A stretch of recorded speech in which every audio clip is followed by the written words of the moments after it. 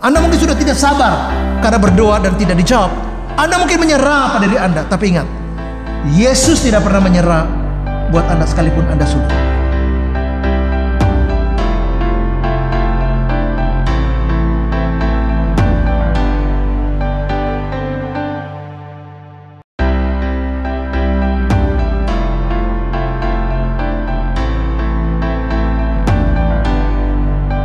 Ya, tema saya hari ini adalah krisis kasih. Krisis kasih. Saya membaca dua bagian. Yang pertama dari Matius 24 ayat 12. Yang kedua dari Yohanes 15 ayat 13. Saya baca yang pertama. Yesus berkata begini, firman Tuhan. Dan karena makin bertambahnya kedurhakaan, maka kasih kebanyakan orang akan menjadi dingin. Nah, Yesus menggambarkan dalam konteks akhir zaman. Ada banyak indikator yang Yesus katakan tentang kedatangannya kedua kali. Ada perang, ada kelaparan, ada ketidakadilan, ada begitu banyak konflik. Ada gempa bumi, ada bencana alam, dan sebagainya dan sebagainya.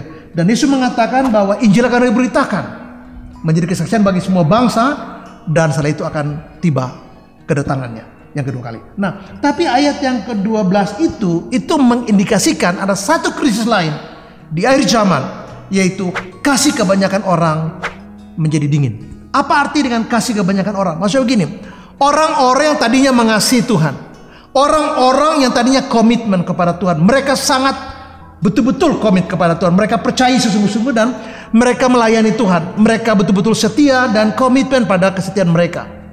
Tapi dalam perjalanan saya katakan ada banyak kedurhakaan, ada banyak kesulitan, ada banyak krisis yang terjadi, baik eksternal. Sekarang kita sedang mengalami banyak krisis ekonomi. Banyak orang yang usaha bangkrut, banyak orang yang kehilangan pekerjaan, banyak orang yang tingkat kesejahteraannya, well-being itu menurun sekali. Karena kemampuan untuk memenuhi tanggung jawab dengan situasi kehilangan pekerjaan dan usaha bangkrut itu sulit sekali. Tapi kasih, kata Yesus, di antara orang-orang yang komitmen pada Yesus pun, kasih kepada orang-orang yang punya integritas dalam hidup mereka. Kasih orang-orang yang tadinya mencintai Tuhan dengan sepenuh hati, mulai dikatakan mendingin dan menjadi dingin. Orang hanya memikirkan dirinya dan tidak peduli dengan orang lain. Dia menjadi sangat individual sekali. Hanya memikirkan dirinya, kepentingannya, kesenangannya, dan bagaimana dia bisa bertahan melewati ini semua. Dan orang menjadi tidak peduli, terfokus atau terpusat pada diri sendiri. Yang penting saya. Yang penting saya bisa eksis, saya bisa melewati ini, dan care dengan orang menjadi kecil. Kasih itu menjadi dingin. Yang berikut adalah orang menjadi kasar. Pertaruhan begitu menjadi sulit sehingga orang menjadi berjuang ekstra. Sekarang ini orang harus putar otak bagaimana supaya ekonomi bisa jalan. Beberapa orang kemudian mulai memikirkan cara apa. Mungkin tidak bersahabat juga. Karena situasi makin sulit, maka krisis kasih makin melebar dan mendalam dalam kehidupan orang percaya sekalipun. Sehingga kita kalau lihat orang sekarang ini menjadi cuek, tidak peduli, arogan, ya kita bisa memahami karena itu situasi terjadi. Yesus juga katakan bahwa karena makin banyak kedurhakaan, makin sulit situasi, makin kompleks persoalan yang kita hadapi, orang kemudian memikirkan diri mereka sendiri dan kasih itu mendingin pada orang lain. Yang terakhir adalah orang-orang yang mengalami situasi seperti ini, atau kita yang mengalami seperti itu, kita diuji oleh situasi ini. Kalau kita tidak lulus, kita bisa jatuh. Kalau kita tidak berhasil, kita bisa terseok-seok dan akhirnya kita kehilangan kasih yang mula-mula. Nah, untuk itu kita belajar dari apa yang Yesus katakan di dalam Injil Yohanes pasal 15 ayat yang ke-13. Saya baca buat kita. Tidak ada kasih yang lebih besar daripada kasih seorang yang memberikan nyawanya untuk sahabat-sahabat. Ini perkataan Yesus kepada para murid. Yesus mengatakan bahwa di tengah-tengah situasi seperti ini, bahwa ada kasih Allah yang menjadi jaminan, yang menjadi garansi buat kehidupan kita sekarang dan juga nanti. Dan Yesus katakan bahwa kasih yang begitu besar, yang Ia punya, yang Ia berikan kepada Anda dan saya yang mengimani Dia, kepada semua orang, bahkan juga orang belum percaya. Jangan biarkan hal yang lain atau roh yang lain mengisi ruang jiwa kita atau hati kita, menguasai pikiran kita, sehingga kita tergoda mencari jalan yang lain, atau kita tergerus dan krisis pada situasi yang sedang melanda kita. Tapi kita belajar untuk mempercayai Tuhan. Yeremia menulis bahwa kasih Tuhan baru setiap hari. Jadi Tuhan tidak pernah kekurangan kasih untuk mengasihi kita. Kasih Tuhan bisa disalurkan kepada kita tiap hari. Baca Alkitab, bangun pagi-pagi, renungkan kasih Tuhan, berdoa, dan kita tahu bahwa kasih Allah tetap ada.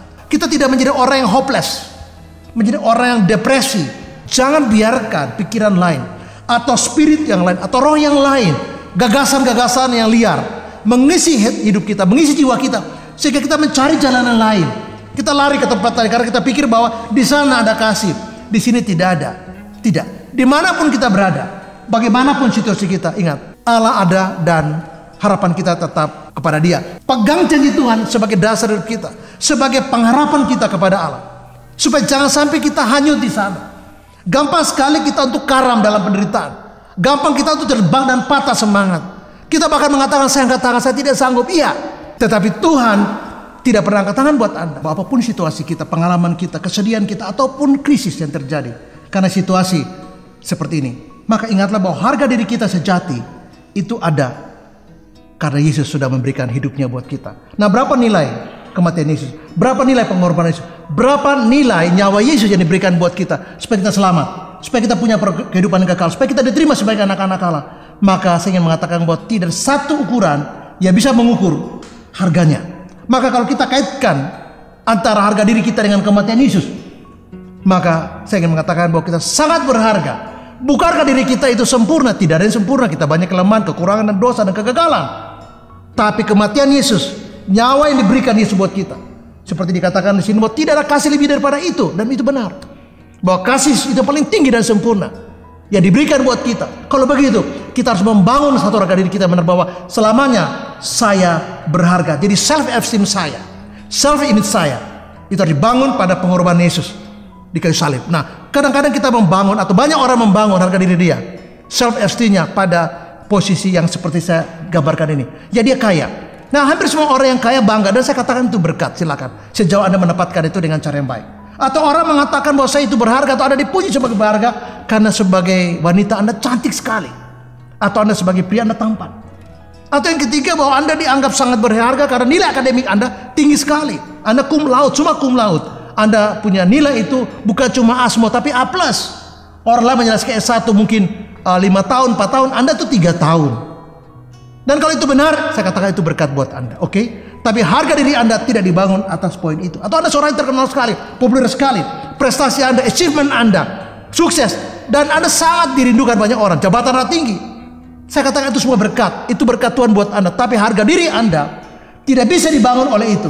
Harga diri kita sejati di tengah-tengah krisis, kadang-kadang kita membayangkan bahwa Tuhan meninggalkan kita, atau kita berpikir kita tidak lagi menjadi hitungan dalam Tuhan.